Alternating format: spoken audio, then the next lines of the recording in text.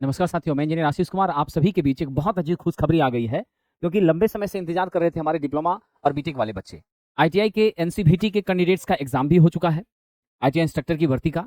साथ ही साथ एससीवीटी वाले छात्रों की कुछ समस्याएं थी, उनको योग्य नहीं माना गया था।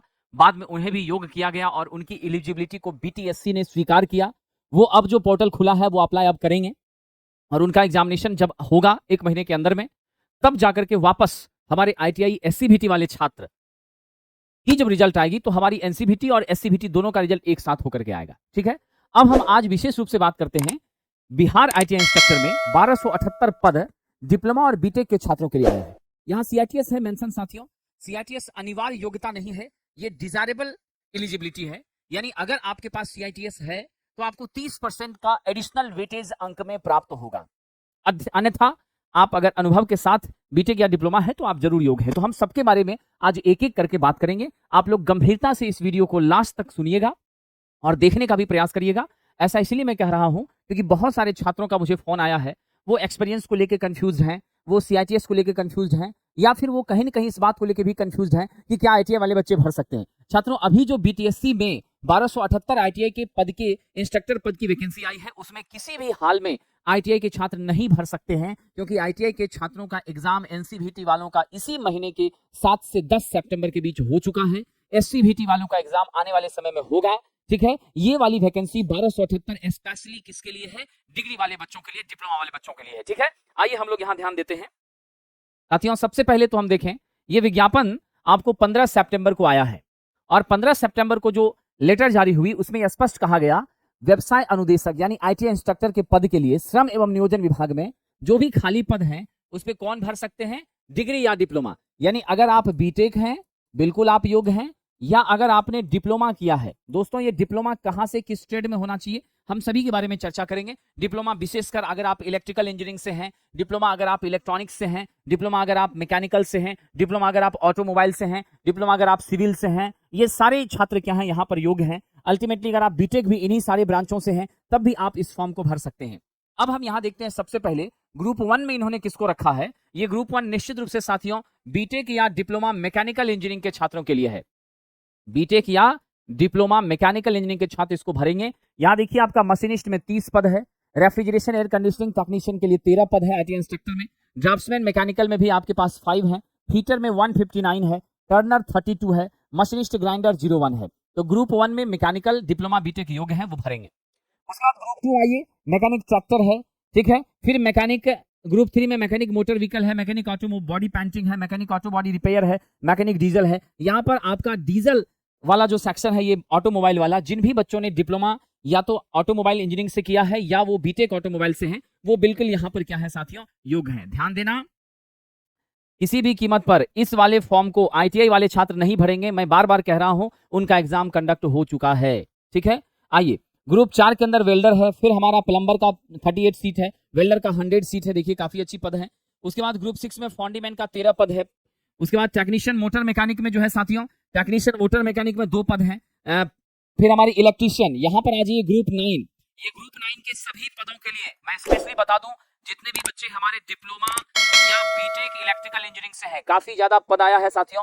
2012 से लेकर अभी तक ये वैकेंसियां पिछले 11-12 सालों से पेंडिंग चल रही थी और वो अब जाकर के आपके सामने आई है, और उम्मीद कर रहे हैं कि इस बार सफलतापूर्वक यह आपको सफलता भी दिलाएगी और सिलेक्शन के लास्ट छोर तक जाएगी। बीच में कोई समस्या मुझे नहीं लगता अब आने वाली है। तो बीटेक डिप्लोमा जिन भी बच्चों ने इलेक्ट्रिकल इंजीनियरिंग से किया है वो यहाँ पर जो ग्रुप 9 का पद है उसमें योग्य है। यानी इलेक्ट्रीशियन के लिए 178 पद है, काफी अच्छी सीटें हैं। इलेक्ट्रॉनिक मैकेनिक्स वाले जो हैं, जो हमारे इलेक्ट्रॉनिक के छात्र होंगे डिप्लोमा बीटेक, वो भर सकते हैं, 133 पद है। वायरमैन में 20 पद है साथियों। इलेक्ट्रीशियन पावर डिस्ट्रीब्यूशन 5 पोस्ट है। सोलर टेक्नीशियन इलेक्ट्रिकल का भी यहाँ पर क्या है 2 पद है। तो कई सारे पदों में सेक्शन यहाँ पर बांटा गया है। अगला मेरा मैकेनिक कंज्यूमर इलेक्ट्रॉनिक एप्लायंसेस, इसमें 23 है। इंटरनेट ऑफ थिंग्स आईओटी का 5 पद है। Internet of thing technician smart city 4 है। ड्राफ्टमैन सिविल 13, यहाँ पे सिविल वाले बच्चे भरेंगे। इंफॉर्मेशन कम्युनिकेशन टेक्नोलॉजी, यहाँ आईटी या सीएस से जो बच्चे डिप्लोमा या बीटेक हैं वो भरेंगे। सर्वेयर का 4 है। इंजीनियरिंग ड्राइंग के लिए 97 है। वर्कशॉप कैलकुलेशन एंड साइंस 166 है। तो इतने सारे पद हैं। तो आपने देख लिया, अलग अलग सेक्शंस में कई सारे पोस्ट हैं। टोटल अगर हम देखें साथियों तो 1238 पोस्ट हैं। हालांकि काफी सुटेबल संख्या है। इसका फॉर्म भरने का भी डेट आ चुका है। आपको स्पष्ट मेंशन किया था 19th ऑफ सितंबर। दोस्तों ध्यान रखिएगा, 19 सितंबर से ये फॉर्म आपको बीटीएससी का जो वेबसाइट है उस पर उपलब्ध है। ठीक है, बीटीएससी के वेबसाइट पर यह उपलब्ध है और फॉर्म भरने का स्टार्टिंग 19 सितंबर से हो चुका है और ये कब तक लास्ट डेट होगा, 18 अक्टूबर तक आप फॉर्म भर सकते हैं। ठीक है, इतनी सारी जानकारी वैकेंसी के पोस्ट के बारे में थी।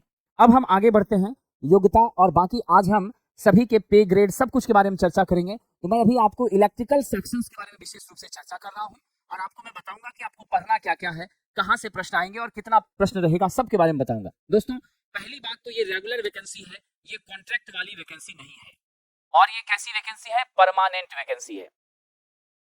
ठीक है, पहली चीजें किस वेबसाइट पर पूरी डिटेल मिलेगी, ये डिटेल मिलेगी आपको www.btsc.bih.nic.in। तो www.btsc.bih.nic.in इस पर आप जाएंगे।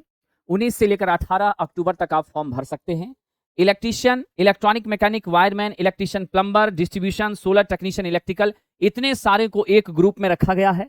इन ग्रुप के लिए जो योग्यता रखी गई है साथियों, वो जरा हम लोग देख लें। लेकिन सबसे पहले देखिएगा तो पे लेवल जो है हमारा वो कितने का है, लेवल 6 का पेमेंट है साथियों। 9300 से लेकर के 34,800 आपका स्केल है। ग्रेड पे 4200 का है, यानी काफी हैंडसम सैलरी है। एक जूनियर इंजीनियर को जो सैलरी मिला करती है कोमोबेस वही स्टैंडर्ड यहाँ पर मेंटेन किया गया है। लमसम आपको काफी अच्छी सैलरी मिलने जा रही है, इसमें कोई दिक्कत नहीं है। बाकी योग्यता की बात करिए तो देखिए दो तरह की चीजें हैं यहाँ पर स्पष्ट मेंशन किया है। किसी भी मान्यता प्राप्त विश्वविद्यालय या संस्थान से, स्पष्ट रूप से आप जानते हैं AICTE से अप्रूव तो होना ही चाहिए। ठीक है, वैसे संस्थान से अगर आपने 4 साल का बीटेक किया है, किन किन चीजों में दोस्तों, इलेक्ट्रिकल इंजीनियरिंग में, इलेक्ट्रिकल इलेक्ट्रॉनिक्स इंजीनियरिंग में, यानी स्पष्ट सी बात है EE और EEE वाले ये सभी छात्र जिन्होंने बीटेक किया है वो योग्य हैं। साथ ही साथ कम से कम उन्हें क्या होना चाहिए, 1 वर्ष का, ध्यान रखिएगा, 1 वर्ष का कार्य अनुभव होना चाहिए, यानी एक्सपीरियंस होना चाहिए। अब ये एक्सपीरियंस कहां से हो सकता है, ये बड़ा सवाल है। मैं आपको लास्ट में बताऊंगा कि फॉर्मेट कैसा होना चाहिए आपके एक्सपीरियंस का। बहुत सारे बच्चे कंफ्यूज हैं कि इस एडवर्टीजमेंट में जो दिया गया है परिशिष्ट के अंदर हमारा अनुभव प्रमाण पत्र, क्या वो हम बनाएंगे? नहीं साथियों, वो आप नहीं बनाएंगे। आप कैसा बनाएंगे मैं दिखाऊंगा।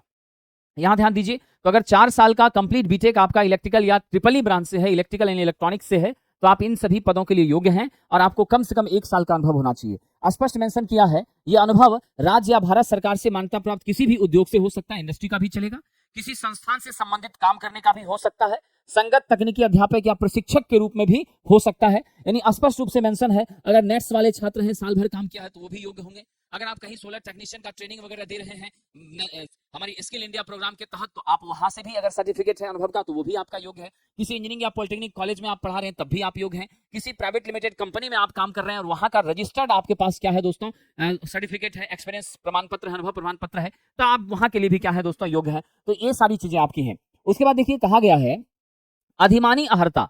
अधिमानी का मतलब होता है डिजायरेबल, अगर ऐसा है तो आपके लिए काफी अच्छा है। डिजायरेबल में क्या है, आपको CTI जो कि 1 साल का प्रमाण पत्र होता है उसको कंप्लीट करने का, तो आपको CTI का प्रमाण पत्र जरूर होना चाहिए। ठीक है, अगर ये CTI का प्रमाण पत्र आपके पास है तो आपको 30% का CTI के स्कोर पर क्या मिलेगा, वेटेज मिलेगा। सपोज कर लीजिए अगर 70% मार्क्स आपको CTI में है तो 70 का 30% कर लीजिए, यानी 21 जो है साथियों आपको अंक अलग से आ जाएंगे, एक्स्ट्रा मिलेंगे। ये CTI की सर्टिफिकेट जिन बच्चों के पास है उनको एडवांटेज मिलेगा। यदि आपके पास CTI नहीं है, आप बीटेक हैं और 1 साल का अनुभव कम से कम है, 1 से ज्यादा है तो बहुत अच्छी बात है, तब भी आप फॉर्म भरेंगे, परीक्षा देंगे और जब आप सेलेक्ट होते हैं तब आपको वापस क्या करना है, 3 साल के अंदर CTI का प्रमाण पत्र प्राप्त करना है। उसके लिए आपको निश्चित रूप से लायबल किया जाएगा। दूसरे नंबर पर आते हैं, यदि आप किसी भी मान्यता प्राप्त संस्थान से EE या EEE में डिप्लोमा है, दोस्तों ध्यान रखना, हमारे जो डिप्लोमा वाले बच्चे हैं EE या EEE में, वो भी बिल्कुल इस फॉर्म को भरेंगे। ठीक है, EE एंड EEE ब्रांच से, लेकिन उनके लिए क्या आवश्यक योग्यता है, 2 वर्ष का उनको एक्सपीरियंस चाहिए। क्या चाहिए दोस्तों, 2 वर्ष का कार्य अनुभव होना चाहिए। और बिल्कुल वही यहां पर भी स्ट्रक्चर रखा गया है, या तो आप टीचिंग में हैं या कहीं लैब असिस्टेंट के रूप में, लैब टेक्नीशियन के रूप में काम कर रहे हैं, टेक्निकल सुपरवाइजर के रूप में काम कर रहे हैं, ठीक है, कोऑर्डिनेटर के रूप में काम कर रहे हैं, जो कि कहीं न कहीं एजुकेशन से जुड़ा हुआ है, या नेशनल स्किल इंडिया के अंतर्गत आप कहीं भी वर्क कर रहे हैं, तो आप बिल्कुल योग्य हैं और वो आपके लिए उपयुक्त होगा, आप उसका इस्तेमाल कर सकते हैं। ठीक है, अगर आप डिप्लोमा है और आपके पास भी CITS है तब उसका अलग वेटेज आपको मिलेगा। अगर CITS आपके पास नहीं है तो भी चिंता मत करिए, अनुभव और इस डिग्री के आधार पर परीक्षा तो आप दे ही सकते हैं। ठीक है, इतनी सारी बातें आपके साथ क्लियर हो गई। या स्पष्ट है? अगर प्रथम सेमेस्टर में कोई छात्र है और सीआईटीएस में अभी अंदर सीआईटीएस में एडमिटेड है और वो कर रहा है, तो वैसे छात्रों को सेकंड सेमेस्टर का प्रशिक्षण नियुक्त होने के बाद 3 साल के अंदर देना पड़ेगा, यानी कंप्लीट होने का सर्टिफिकेट आपको देना पड़ेगा। ठीक है, तो सबके लिए ये शर्त रखी गई है।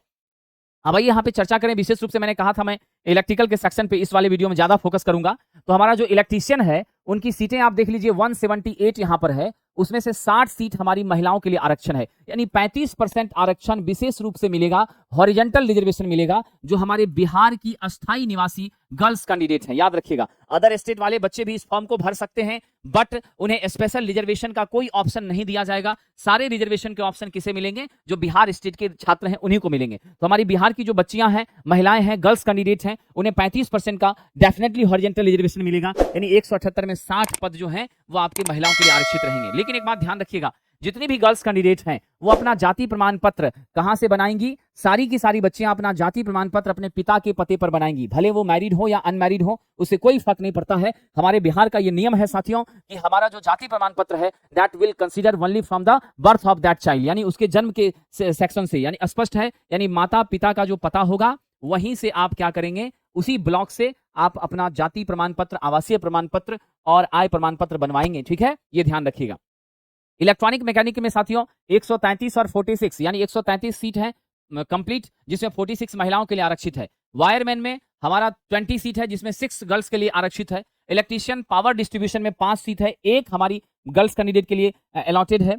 सोलर टेक्नीशियन में टोटल 2 सीट्स हैं, यहां रिजर्वेशन नहीं है, यानी कुल मिलाकर के देखें तो 338 पद किन बच्चों के लिए है? 338 पोस्ट जो है साथियों वो EE एंड EEE वाले बच्चों के लिए हैं, खास करके जो डिप्लोमा और बीटेक है। डिप्लोमा को 2 साल का अनुभव याद रखना और बीटेक को 1 ईयर का अनुभव, ये बहुत ही आवश्यक है। सीआईटीएस कोई डिजायरेबल क्वालिफिकेशन है साथियों, वो नेसेसरी नहीं है। आइए अब अगली बात यहां चर्चा करते हैं। उम्र सीमा हमारी कितनी है, बड़ा फैक्टर होता है। तो आप, मुझे लगता है मैक्सिमम कैंडिडेट्स यहां पर योग्य हैं। हमारी एज का जो लिमिटेशन है वो 21 से लेकर के साथियों 40 वर्ष तक किया गया है, ये ध्यान रखेंगे। 21 से लेकर 40 वर्ष तक का उम्र रखा गया है, खास करके ओबीसी के लिए, साथ ही साथ यूआर की, ओबीसी के कैंडिडेट्स के लिए प्लस ईबीसी के कैंडिडेट्स के लिए, यूआर की महिलाओं के लिए भी यही उम्र रखा गया है। लेकिन जो अनरिजर्व के पुरुष कैटेगरी के छात्र हैं वो 21 से लेकर 37 वर्ष तक अप्लाई कर सकते हैं। ठीक है, एससी एसटी के हमारे जो साथी हैं मैं उन्हें बता दूं, उनके लिए उम्र सीमा जो है 21 से लेकर के 42 ईयर्स तक है। तो उम्र सीमा काफी सटीक और काफी वेल मैनर्ड है, इसमें कोई क्वेश्चन आप नहीं उठा सकते हैं। चलिए आगे बढ़ते हैं।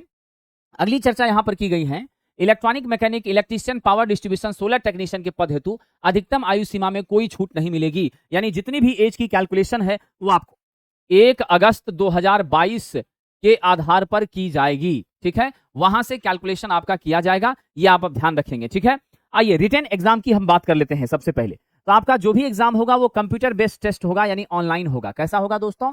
ऑनलाइन एग्जाम होगी, ऑफलाइन में आपको पेपर नहीं मिलेगा। अभी जस्ट जो आईटीआई इंस्ट्रक्टर का एग्जाम हुआ था, आईटीआई के कैंडिडेट्स का, एनसीवीटी वालों का, वो भी आपका कैसा हुआ था? ऑनलाइन ही हुआ था साथियों, ये ध्यान रखेंगे। और जो सेंटर्स है वो बिहार के ही अलग अलग जिले में होगा, पटना, भागलपुर, पूर्णिया, डिफरेंट डिस्ट्रिक्ट्स में जो है आपके सेंटर दी जाएंगी। ठीक है, अब यहां पर आइए, टोटल आपको 100 क्वेश्चन पूछा जाएगा। नंबर ऑफ क्वेश्चन कितने? 100।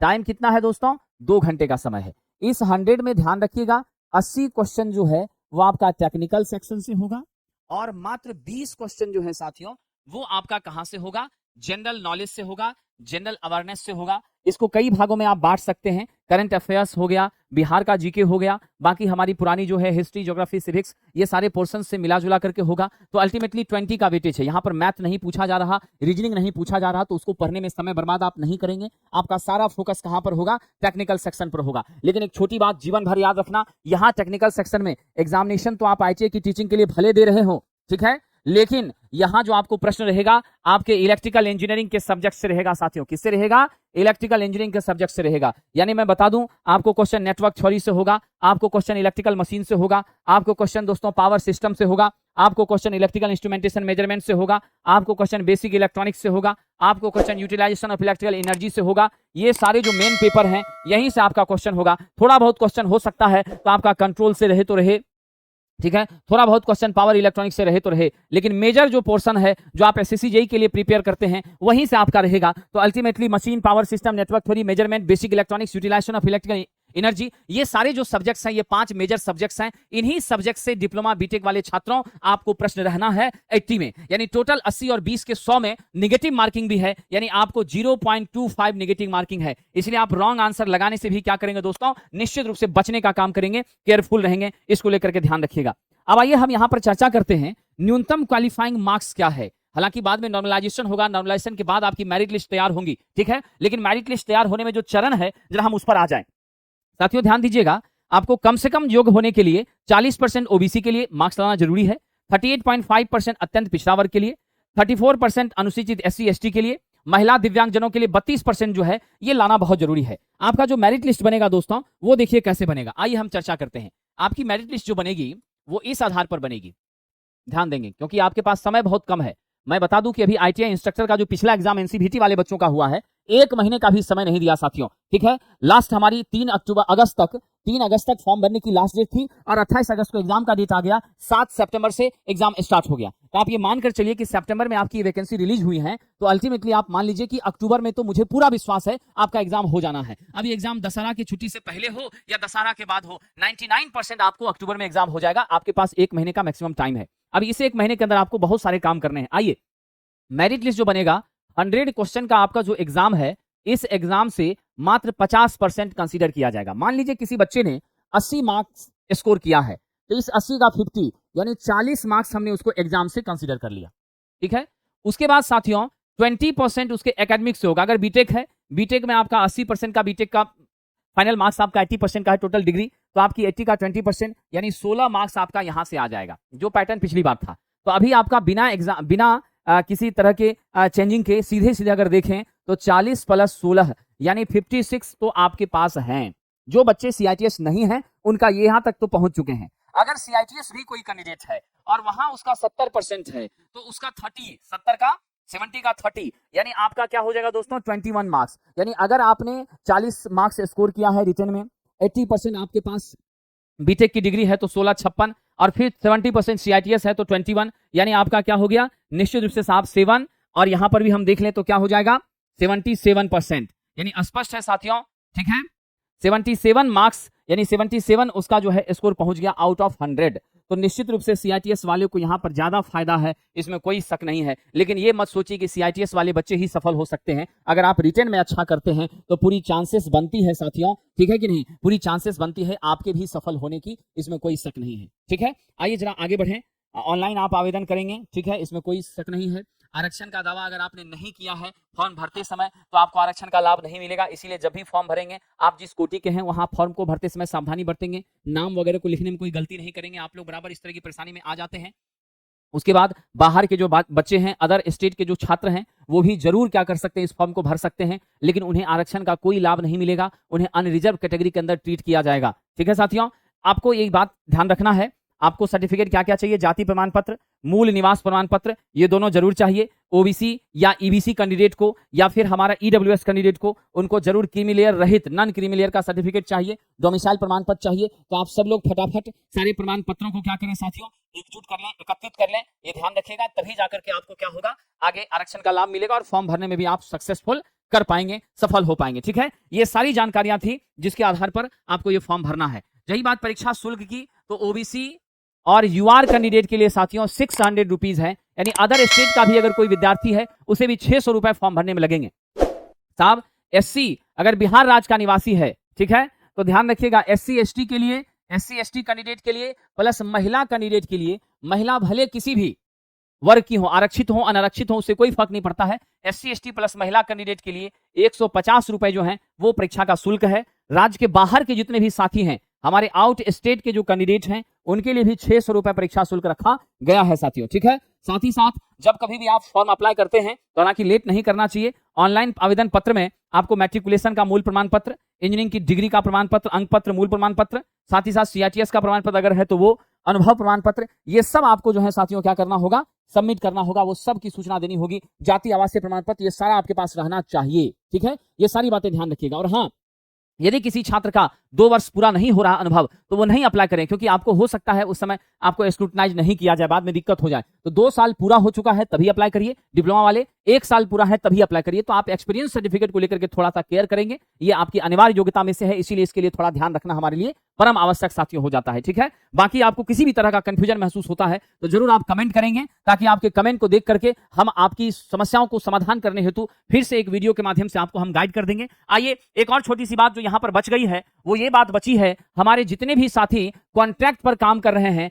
खास करके कहां पर, गवर्नमेंट ITI कॉलेज में, ध्यान रखिएगा, जितने भी साथी गवर्नमेंट ITI कॉलेज में काम कर रहे हैं, खास करके बिहार राज्य में, अदर स्टेट में नहीं, ठीक है, उन सभी कॉन्ट्रैक्ट पर काम करने वाले साथियों के पास अगर बीटेक डिप्लोमा की डिग्री है तो उन्हें प्रति वर्ष 5 अंक दिया जाएगा। और मैक्सिमम कितना दिया जाएगा साथियों? प्रति वर्ष 5 अंक मैक्सिमम दिया जाएगा साथियों, ध्यान रखिएगा, मैक्सिमम 25 अंक दिया जाएगा। ये उनके लिए अलग से एडवांटेज है, उनके लिए भी सेम रिटर्न उनको भी देना है। CITS है तो उसका अलग जुटेगा, अगर उनका मान लीजिए डिग्री के आधार पर परसेंटेज 20 वो भी जुटेगा। इन सारे के बावजूद भी अगर उन्होंने अनुभव है, 3 साल का अनुभव है तो 15 नंबर, 5 साल का अनुभव है तो 25 नंबर, तो जिस हिसाब से उनका अनुभव होगा उन्हें मिलेगा। बाकी किसी जनरल कैंडिडेट को जो कॉन्ट्रैक्ट पे काम नहीं कर रहे हैं, किसी तरह के अनुभव का अलग से कोई एडवांटेज या अंक नहीं दिया जाएगा, ये आप कंफर्म हो जाइए। आइए साथियों, संविदा पर जितने लोग काम कर रहे हैं उनके अनुभव का ये स्ट्रक्चर है, जो कि आपका अनुभव प्रमाण पत्र का परिशिष्ट यहां दिया हुआ है। इसी के प्रारूप पर आप क्या करेंगे साथियों? अपना अनुभव प्रमाण पत्र बनवाएंगे, तभी जाकर के आप फॉर्म को फिल कर सकेंगे और आपको लाभ मिलेगा। मैं यहां पर प्राइवेट से जो छात्र बनाना चाहते हैं उसका फॉर्मेट में दे रहा हूं, आप सभी लोग देख लीजिएगा। यदि आप प्राइवेट सेक्टर में कहीं से भी सर्टिफिकेट बनवाते हैं तो यहाँ रेफरेंस नंबर जरूर डलवाइएगा। ठीक है, ऊपर आपका क्या रहेगा दोस्तों? उस कंपनी का लोगो रहेगा, उसका लेटर हेड रहेगा, उसकी पूरी बॉडी स्ट्रक्चर रहेगी। सपोज कर लीजिए कि आपने बना लिया, मान लीजिए किसी कंपनी से टाटा मोटर्स, तो टाटा मोटर्स का यहाँ पर क्या होगा? लेटर पैड, उस लेटर पैड पर यहाँ रेफरेंस नंबर डालेंगे जो उसके पंजीयन में लिखा जाएगा। फिर यहाँ पर आपका डेट होगा, किस डेट को इशू हुआ है, यहाँ सर्टिफाई दैट मिस्टर, सपोज कर लीजिए मिस्टर A कुमार, तो आप अपना पूरा नाम देंगे, सन ऑफ, डॉटर नहीं तो काट दीजिएगा, मिस्टर, यहाँ जो उनके फादर का नाम है B सिंह तो B सिंह लिख दिया। वर्क एज, तो मान लिया यहां पर हम क्या कर देते हैं, अगर आपने बनाया है किसी कंपनी से तो works as service engineer, work as service engineer, ठीक है, सर्विस इंजीनियर जिस पद पे आप काम कर, in our organization from dash to dash date. Suppose कर लीजिए हम यहां कर दिया 10 अगस्त 2022 से हम यहां कर दिया साथियों 15 अगस्त 2022। बीटेक वाले के लिए चलेगा एक साल, 2023 चलेगा। Employee with a professional attitude and very good job knowledge. He is amiable in nature and character is well. We have no objection to allow him in any better position and have no liabilities in our company. His basic pay is, यहाँ 20,000 मिल रहा होगा तो 20,000 लिखवा दीजिएगा साथियों। ठीक है, आपको निश्चित रूप से क्या लिखवा देंगे? 20,000 आप लिखवा दीजिएगा। 20,000 से ज्यादा अगर आप करवाते हैं तो निश्चित रूप से आपको पे स्लिप वगैरह ये सब चीजों पे भी ध्यान देना होगा। बाकी अगर 20 से कम सैलरी है तो कैश में भी अगर आपको दे दी जा रही है तो चलेगा। अल्टीमेटली इसी तरह से यहाँ पर जो है साथियों आपका साइन हो जाएगा, मुहर यहाँ लग जाएगा कंपनी का, और फिर यह आपका वैलिड बन जाएगा एक्सपीरियंस सर्टिफिकेट। तो इस तरीके से आपको बनवाना है, और जब अनुभव प्रमाण पत्र बन जाए तो निश्चित रूप से आप फॉर्म अप्लाई करिए। और ये बड़ी अपॉर्चुनिटी लंबे वर्षों बाद आई है, तो इलेक्ट्रिकल इलेक्ट्रॉनिक्स वाले ट्रिपल ई वाले जो बच्चे हैं वो बहुत ही गंभीरता से सारी बातों को ध्यान में रख करके अपनी पढ़ाई करेंगे। मैं साथियों यह वीडियो आपकी सूचना के लिए बताया। अगर आप चाहते हैं कि इस 1 महीने में या कम समय में मैं आपकी मदद करूं, चाहे टेस्ट के माध्यम से या फिर आप क्रैश कोर्स के रूप में कोई बैच चाहते हैं, तो आप जरूर यह कमेंट करके हमें बताइए, ताकि हम आपके लिए कुछ सोच पाए। ठीक है, आपकी फीडबैक का हम इंतजार करेंगे। अगर कहीं कोई डाउट कंफ्यूजन है तो वो भी आप लिखिए कमेंट में, तो उसकी भी हम पूरी जानकारी आपको देंगे। साथ ही आप सभी के उज्जवल भविष्य की कामना के साथ आपसे विदा लेता हूं। बहुत बहुत धन्यवाद साथियों।